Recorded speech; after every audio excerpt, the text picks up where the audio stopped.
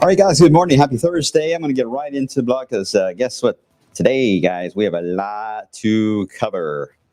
Our quiet pattern that we had for a while, well, that's about to come to a pretty active end here, but not surprising. It's that time of the year where we start to get more storm systems move into the area. As always, you guys can comment. If you have any questions, hopefully I'll see them in time. Just be patient with me. There is a slight delay on me seeing them pop up here in front of me on my screens, but it's on Twitter, Facebook, and on YouTube, as well as I believe even Twitch will come through. So if you have any questions, let me know, but hopefully you won't. Hopefully I'll be able to explain everything that's going to take place over the next couple of days, especially. And then I'll get into next week's setup, which we have a lot of events taking place next week, especially next weekend. And I'll explain more on that, a little more detail today, and perhaps even more so detailed outlook on that tomorrow. But at least want to give you guys a heads up of what we're looking at, since we can only really have time to do that here on the blog, not enough time on TV to do that. All right, so good morning, happy Thursday. I hope everyone's doing all right. Everyone's excited about the rain. I can tell already by the comments. So let's dive into the, actually, I don't want to start with that. All right, off to a good start, right? Let's go to E-Town. How about E-Town? There we go. Good morning, E-Town. Hope you guys are doing well. A little bit of light rain that is falling. Yeah, no blue sky today. No blue sky today. In fact, we lost that fairly quick yesterday. The high clouds took over, then the cloud deck lowered in the afternoon. You can tell, if you were out yesterday afternoon, you could tell something was on the way. You just got that sense, right? And it is now arriving.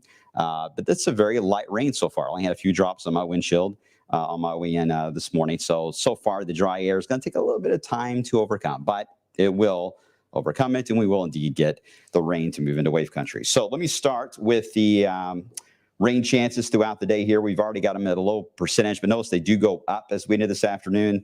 That's the key. It will become more and more widespread and a little heavier, which is not all bad news, considering, as you guys may have seen on social media, the drought monitor, which we just called the drought update, came out today at 9 a.m. Still a moderate drought for everywhere. Now, it was a little questionable last week because we had some rain when the outlook came out last time, so it didn't really fully count this. We didn't know if we were still holding in the lower end of the scale or still in moderate. Now that we've had no rain at the time when the ground was sampled, we know that we are indeed in a moderate drought, and just about everyone's included in that.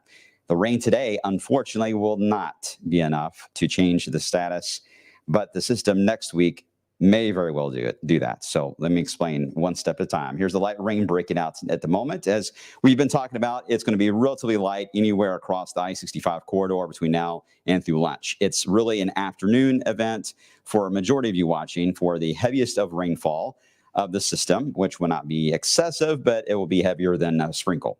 That's going to take place this afternoon. You can see it building more and more back into Evansville and into western Kentucky. Now, as I widen the view out, notice the heavy rain is a little more on the back end of the front.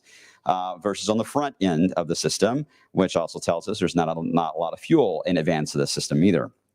So a lot of this is going to be just a wall of rain. This is actually really good rain for a drought scenario. We just need it to last longer than what it's going to. It would be great if we would just carry into the night and allow us to get that ground really soaked and get us at least somewhat on better track for the drought status. But again, we'll take it. We're not going to complain too much on this. Could there be some lightning and thunder? Yes, it is possible. That would, again, be on the back end of the system, not on the front end. So that would be later this afternoon tonight. If you were to hear some rumbles of thunder, it would be then. And with the low cloud bases, the way they will likely turn out to be this evening, it'll be a little more of a rolling thunder, the type of thunder that kind of just carries on for a while there. So not the crackling, scary type of lightning and thunder scenario. All right, more of a rolling thunder. But it's possible we could see that later on for tonight. So let's take you through this hour by hour. You can see the rain continues to increase on the modeling. Modeling is doing a really good job so far on how this is going to play out. Again, lunch through about 2 to 3 p.m. looks to be the time period that we'll start to see the increase. So if you still have errands you need to run, you need to go to the grocery, you got a doctor's appointment, whatever the case is, anything between now and that window of 12 and 3 will be relatively light. But you get after 12 or 3, or really 3 o'clock, you're going to run into the more heavier downpours and more waterlogged roadways. Rush hour this afternoon, at least school is out, at least in Louisville, but it is going to be messy on the roads this afternoon. So plan accordingly and drive slow because you'll have some oil that has been built up on the roads because it's been dry. A lot of construction work that's been going on adds to that. And also we've had some leaves that have been falling. As of late, of course, we're in that time of the year. So that can make things slick too, especially on ramps where the leaves usually can reach and settle on the roadway easier than on the interstates themselves. So when you exit the freeway on the interstate and you hit the brakes, be careful. Most of your accidents happen there. And when you're accelerating, trying to get onto the interstate, don't accelerate too fast with the gas pedal or you'll end up spinning because of the leaves that are out there. So just take it slow as you travel through the rest of the afternoon and tonight. This is not going to last all night. As I mentioned, that'd be great if it did, but it won't. It'll gradually end as we head through the mid-evening time period, a more spotty, light rain drizzle type of scenario. So the worst of this is going to be before sunset. Once we get beyond that, we'll actually begin to dry out a bit. And then we'll start off with some sun on Friday. It'll be actually a pretty decent looking day, a little breezy in the morning, but you'll be like, hey, this isn't bad. And it really won't be bad for Friday daytime. Friday night, front number 2 arrives. Not a lot of moisture for front number 2. It'll move in. Can barely even see if there's any rain with it. But I think right now it's going to be roughly 11 o'clock midnight. Somewhere in that window is when the second front moves in. And the reason why it doesn't have much rain, at least on futurecasts especially, is because the first front here is taking whatever we got to work with, which isn't much, takes it out of the atmosphere. So this one doesn't have a lot to bring to us, but there could be a few raindrops out there. More importantly will be the wind, as I'll show you in a second, with that second front. That will get your attention tomorrow night. Then we get into the colder, cooler scenario starting Saturday morning and through much of the weekend. With still some sun. It's got mostly sunny sky. I think we're going to have clouds that will develop in the afternoon. That's typical in this scenario. So we will likely go mostly cloudy. It'll be a mix of emotions on both Saturday and Sunday. You'll have some sun part of the day and then overcast at times and then back to sun before you get to sunset. So kind of a roller coaster ride on how the day will look. But that will also influence the wind speed at times. When you're partly to mostly cloudy like that, it'll be breezy outside. And thermometer also will be affected, of course. Even though you're seeing 61 or so for a high for both days, you got to keep in mind, especially when you have those cloudier moments and with a decent wind from the northwest, it will not feel like 61 or 62. It'll feel more about 50 outside. So dress for that and you'll be in fine shape for the upcoming weekend. Rainfall. All right, let's talk about that. I mean, this isn't bad, but, quarter to half inch has been the general theme. Indiana seems to pick up the higher totals. That's been a very obvious trend. Almost every model is Indiana will have a little bit more because you have a little more of a thunder signal where you get a heavier rate, perhaps out of some non-severe thunderstorms. And then our southeast counties, you guys will likely get the much tamer version of the system. So therefore your rainfall rate will not be as intense. So your rain totals will be lower. Louisville is kind of right there on both sides of the spectrum. This is one way we can also look at the modeling in a numerical form. A lot of numbers here. You may not be able to see it. Let me go full screen. Hold on one second. The main reason why I want to show you this is tomorrow night's front at midnight, the second front, all right, that moves in. Notice the wind will begin to pick up as we head toward, and this is updating as I'm showing you guys, as we get to about the 10, 11 o'clock hour, that's when you'll get your gust at about 25 to 30 miles per hour. It'll be right there at 11 o'clock to about midnight. So if you have wind chimes in your yard, you should hear them get a little loud when that second front moves in, and then it'll just stay breezy throughout much of Saturday. And yeah, look at that. It's turning blue because we had the wind chill for the first time this year. It's nothing crazy, but the wind chill factors start to show up pretty wild, right? To be here before you know it. All right, highs in general, though, for the upcoming weekend. Generally 50s for much of the daytime period. Again, 61, 62 for maybe an hour in the afternoon. That's about it. Much cooler and colder in the Great Lakes, where they could get a rain-snow mix in the Great Lakes. Pretty impressive. We get into Sunday. Here's Saturday's map. Let me show you Sunday. You ready? There you go. Did you see a difference? Not much. Not much at all. About the same for both days.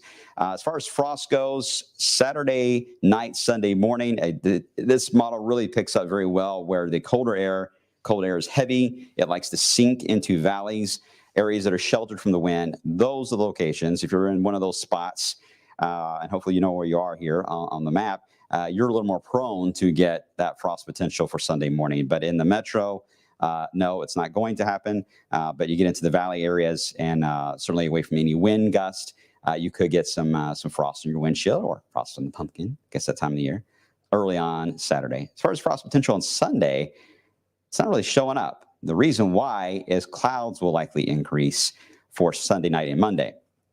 And some of those clouds could actually give us a little bit of light rain into, you see it there on the modeling, Monday morning, a few raindrops will be possible. All right, so that's the setup for the entire weekend. Rain today, the wind tomorrow night, chilly air this weekend. Type 0 if you're good. Type 0 if you're good. Everyone's good with that part of the forecast. Before I jump to the second part, which is a little more complex, I want to make sure everyone's in good shape there. Graham, I see you're going to, where are you going tomorrow night? To Otter Creek. Through the 15th. You got some chilly air, Graham. Certainly tomorrow night, you'll feel it at Otter Creek. It'll be quite chilly this weekend. But in the longer range toward the 15th, that's going to be a different story. I'll explain in just a second. All right, everyone's good. Everyone's good. Are the leaves going to be history? It's a good question, Melinda. No, some will be able to hold on to this kind of a wind. This is not going to be a full-on, what I call a leaf stripper coming our way for tomorrow night. But those that are a little more prone to drought stress that have already started to change, they could easily fall. Yeah, you will notice more leaves on the ground for sure this weekend than you've had before, but the color will also get brought out more. Okay, next week. So here's our system for the weekend, rolling slowly out of our hair. The reason why we got that rain chance still lingering there on Mondays because it just takes a while to kind of get out of our hair here. So we deal with another little lobe of moisture coming in Monday, and that's the reason why. An increase in clouds for sure, maybe a shower that'll move in after that. Okay, then we get into really Tuesday, Wednesday, Thursday. Doesn't look bad. I think it'll be a cool week overall. We get into Thursday, we will likely see a big jump in temperature because we have two features on the map that are going to get our attention by the end of next week. We will likely have some type of system trying to develop in the Gulf of Mexico. And to be honest, some of the modeling is trying to hint that this could be something tropical that may develop in the Gulf. It's certainly a prime spot for that. At the same time, we have another low pressure coming off the Rockies. These will be the two features that will be heading eastbound for next weekend, especially toward the start of next weekend. That's when these will arrive. The question we've got here, will they stay two separate entities? Will this piece in the plains just move on through? Will this one move right across Florida? Or will we see a little bit more of a combination of the two coming together right over the Ohio Valley and becoming a much bigger system for roughly next Friday and Saturday? That's where the modeling just doesn't know how to handle this yet. But the signal is fairly strong that we're going to get energy moving through the Ohio Valley. We just don't know yet if it's two separate systems or one. This is the Euro again. It has them separate initially, and then you'll start to see that as we head into Thursday night and Friday, overall the one in our area begins to take over. The one in the tropics kind of merges together. So you get a little bit more of a what we call a comma shape. that happens where the cyclone becomes a little more mature, where it's two systems again combined into one. Quite a windy system too. The Euro is interesting because it gets so wound up in the rainfall that, yeah, look at the rain snow line. Next weekend gets awfully far south. Now, is it going to snow? No. What we call a boundary layer, it will likely be too warm for that. That's too early. But could there be some ice pellets in this kind of a set? That's possible. That wouldn't surprise me, but too early, way too early. Don't anyone tweet that out. I'm not saying that yet. I just think it's going to be a windy system and certainly a colder one on the backside, especially if it combines together. Looking at the ensembles here, and again, let me go full screen on this. This helps explain it. This is where the Euro next Thursday is trying to figure out where the low pressures will be. So it plots L's, little red L's everywhere, where it thinks the potential could be for a low pressure. And you can certainly see that it's got the one idea, I hope you can see my pen, in the Rockies, and it certainly sees a concentration right there in the Gulf. So it sees the two being separate. But you get into next Friday, and it's like, we're not sure.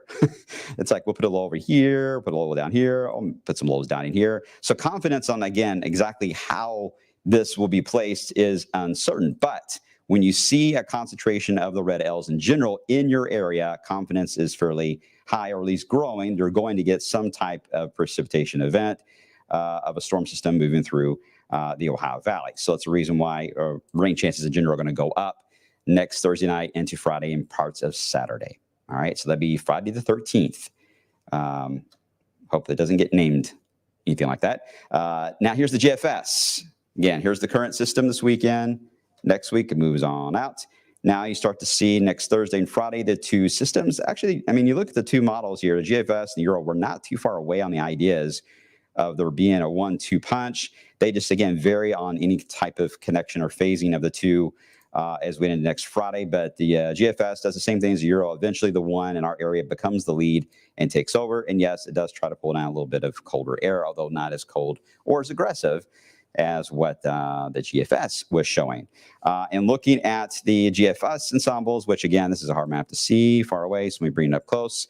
This is just for next Friday. It's similar to pointing the red L's everywhere, but it puts the rain with the red L's to give you an idea. But this is a snapshot of all the different ideas the weather map could look like next Friday. You can see it's just, and it's hard to see where Kentucky is. Kentucky would be right in the middle of each one of those squares, FYI. It still just doesn't know. I mean, it's all over the place, but it's obvious there is a system that will be in the area. And that's what I want you guys to get from that, as there will be a system around. The question I'm going to get, I'm sure, is what about severe weather in this scenario? Well, that depends. If we end up with the one that's in the plains becoming the lead system, your severe potential can certainly develop. If they remain separate, that severe potential gets reduced, because the tropical one in the Gulf will likely steal a lot of the moisture out of the air. But having said that, the analogs have already painted a very low end risk, very low end severe potential as we head toward next Friday for West Kentucky. So it's pretty rare to see that show up that far out, but it's there. And even the CSU from Colorado State, its learning module is painting at least Southern Kentucky and Tennessee for the idea there could be some severe weather. So it's possible. Just way too early. We got to figure out how the two evolve. I'm very confident on the two systems. They've been showing up for a while, especially the one in the Gulf. I do not have as much confidence, though, on when they come together and how that'll influence for the upcoming next weekend in general for rain. So here's what we're going to do. This is the overall trend in the forecast now. You see the dip this weekend. Next week, you see we've got a nice warm spell. I think there will be a bubble of warmth that will kick in before both of these do arrive. But then we just drop. Another chilly weekend for next weekend with that drop coming into play. And we'll just see whether or not we end up with a heavier rain event or not. This could be a heavy rain event, certainly if they can come together with tropical moisture getting involved. And we don't know on severe weather. We don't know on wind or anything like that. But I can tell you right now, for those of you that have plans for next weekend, stay close to the forecast, because this is not the best of news for your outdoor plans. Hopefully, we can at least get the second half of the weekend to improve. That's possible. We could still salvage the like Saturday afternoon and Sunday, but the first half of the weekend right now is a little more at risk for influence from the storm system. Something else I'll talk more about tomorrow that is a bit of a bummer here on this is that we have the annular solar eclipse next Friday. Yes, next Saturday, excuse me. And this would block us being able, we wouldn't be able to see a really great show anyway in Kentucky. It'd only be about 50% of the sun would actually fade. But still, for you astronomy enthusiasts, this system is going to be a thorn in your side on viewing. And it's not just us. You saw how big that system was. There's a lot of people that may miss out on seeing that eclipse next Saturday. So that's going to be a big headline nationwide probably. I got a feeling over the next week, depending on how this evolves. All right, there you go.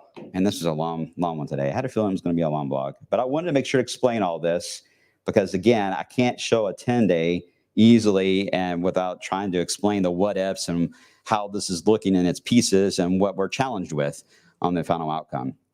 But this is a busy time of year for festivals. You're planning things, your events, weddings.